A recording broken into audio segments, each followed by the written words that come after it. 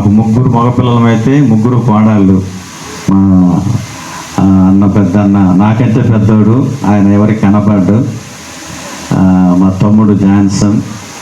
మరి ఆ అమ్మగారికి ఇచ్చిన కోడళ్ళు ముగ్గురు కోడళ్ళు, మేరమ్మ, ఎస్సేరాణి, అనుష. వారికి ఇచ్చిన సంతానము. అలాగనే ఆడపిల్లలు జూలియమ్మ, కన్నయ్య, పరిశుద్ధమ్మ. అల్లుళ్ళు బాబు మోసస్, చిట్టిబాబు, సుందర్రావు, సుకుమారి పెద్దమ్మాయి అల్లుడు, సలిగిలిటి దానిలు. మరి ఎంత సంతానం చాలామంది ఉన్నారు. వాళ్ళ మనమళ్ళు, అల్లుళ్ళు, కోడళ్ళు చాలామంది ఉన్నారు. మా నాయనకి మా మామ చెప్పినట్లు మా నాయనకి 3 పెళ్ళిళ్ళు. మొదటి భార్య సంతానము, మొదటి భార్య పుట్టిన అక్క ఓబులక్క అని ఇక్కడే ఉంది పక్కకి. ఇక్కడ ఆమెకి ఇప్పుడు దాదాపు 60-70 మంది సంతానం ఉంటారు. ఆమె సంతానం మనవరాళ్ళు. మా పెద్దక్కకి ఇచ్చిన సంతానం 60-70 మంది ఉంటారు. వీళ్ళు మేమందరం కలుసుకుంటే దాదాపు మా సంతానం 100 మంది పైన ఉంటుంది. కనపరు. దేవుడి కృప. యేసుకి మహిమ కలుగునగాక. దేవుడు ఒకే ఒక మాట చెప్పి ముగిస్తాను, ఎందుకంటే ఆకలికి సమయం, ఆకలి అవుతుంది అందరికీ. భోజనం ఎదురు చూస్తూ ఉంది. నాకు ఫిబ్రవరి మాసంలోనే దేవుడు మా అమ్మని పిలుచుకుంటాడన్న సంగతిని దేవుడు బయలుపరిచాడు. ఫిబ్రవరి మాసం 29వ తారీఖు రాత్రి 7 గంటల దాకా నాకు శరీరంలో కొంత బలహీనతగా ఉంటే పండుకొని ఉన్నా. 7 గంటలకి దేవుడు ఒక దర్శనం చూపించాడు. ఆ దర్శనం ఏమిటంటే, మా నాన్న వచ్చి, మీ అమ్మకి ఇల్లు ఊర్లో సిద్ధపరచు, మీ అమ్మకి ఇల్లు నువ్వు ఊర్లో సిద్ధపరచు, ఆ ఇంట్లో నేను అక్కడ ఉంచాలా, నేను తీసుకుపోవాలా, ఆ దేశం పెట్టాలని మా నాయన అన్నాడు. 7 గంటలకు నిద్రలో నుంచి లేచా. అంతే, లేచిన వెంటనే కనిగిరికి బయలుదేరా. మా ఊరికి సొంత గ్రామం రాళ్ళపల్లికి. మా మిస్సెస్ పిల్లలు ఎవరు కూడా చెప్పాల, పాస్వామికి ఎవరు చెప్పలేదు. లేచా, స్నానం చేసి భోజనం వేసుకొని మైకి చెప్పి టికెట్ బుక్ చేసుకొని కనిగిరికి వెళ్ళిపోయిన వెంటనే ఉదయాన్నే మధు, మా మామ వాళ్ళందరూ, ఏంది మామ అన్స్పెక్టెడ్గా వచ్చావని. ఏం లేదురా, ఇల్లు కట్టాలా. నేను అన్నాను మా మామతో, చిన్న మామ యాకోబు మామండు, మా మేనమామ, ఆయనతో చెప్పాను.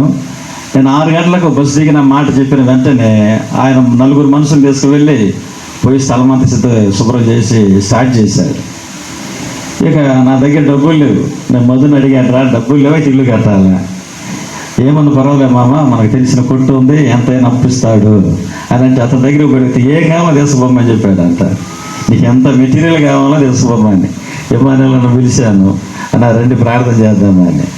నా ఆలోచన ఏంటంటే, ఆ ఇల్లు కట్టి మా అమ్మ, మా మామ, పెద్ద మామ వాళ్ళిద్దరి చేత రిబ్బన్ కటింగ్ చేయించాలి. మా అమ్మ చేత వాళ్ళిద్దరు. దేవుడు నాకు చూపించాడు కదా, కళ దర్శనం చూపించాడు కదా అని చెప్పి ఎంత ఫాస్ట్గా వర్క్ స్టార్ట్ చేశానంటే, ఆ ఇల్లు కట్టడానికి అంత ఫాస్ట్గా ఇల్లు కట్టడానికి ప్రారంభించా. ఊర్లో నా దగ్గర డబ్బులు లేవు, అప్పే. అయినా దేవుడు సాయం చేశాడు. ఇల్లు కట్టాలా. మా నాయన చనిపోయి దాదాపు ఇంచుమించు 40 సంవత్సరాలు అయింది. ఎప్పుడు ఆయన నాతో మాట్లాడిందో, కళలో కనపడిందో, దర్శనంలో వచ్చిందో లేనే లేదు. నా దగ్గర డబ్బులుండి నేను పోయి ఇల్లు కూడా కట్టడానికి వెళ్ళాల.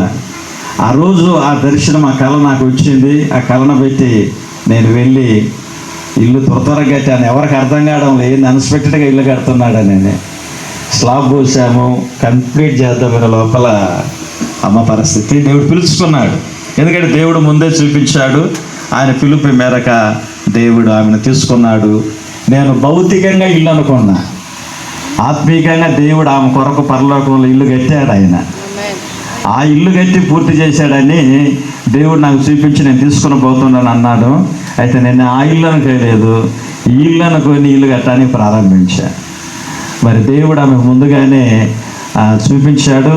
మరి దేవుని సంకల్పాన్ని బట్టి దేవుడు పిలుచుకున్నాడు. ఆ పిలుపుల మేరకు ఆమె దేవుని సన్నిధికి చేరింది. మరి మా కుటుంబము కొరకు, మా పిల్లల సంతానం కొరకు, సేవ పరిచర్య కొరకు మీ అందరి అనుదిన ప్రార్థనలు నన్ను జ్ఞాపకం చేసుకోవాలని ప్రభు నామములో మనవి చేస్తుంటున్నాను. మీ అందరికీ నా హృదయపూర్వక వందనాలు. మా ఆహ్వానాన్ని అందుకొని వచ్చేసిన దైవ సేవకులకేమి, విశ్వాసులకు, పెద్దలకు, మరి అనేక మంది దూర ప్రాంతం నుంచి హైదరాబాదు, విజయవాడ, బెంగళూరు, ఆంధ్రప్రదేశ్ నుంచి చాలా ప్రాంతాల నుంచి మా బంధువులందరూ వచ్చారు. వారందరికీ కూడా మా తగరపు వారి కుటుంబం తరపున హృదయపూర్వకమైన అందరికీ వందనాలు తెలియజేస్తున్నాను. దేవుడు మిమ్మల్ని దీవించునుగాక. ఒక్క నిమిషం అండి.